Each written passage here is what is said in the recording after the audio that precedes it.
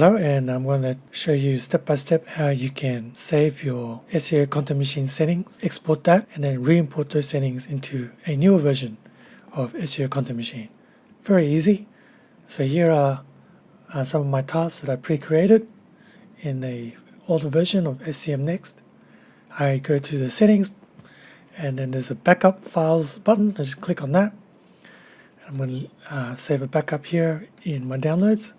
It's going to open up the downloads folder, and you'll see a folder here that says, inside your folder, you'll see a file that says SCM backup, so you know it's complete. Then the next thing I'm going to do is switch over to another version of SCM content machine. So this is the newest one, and as you can see, it has nothing in here. Now if I click on setting, I'm going to go to import SCM backup, click on my backup file, click open.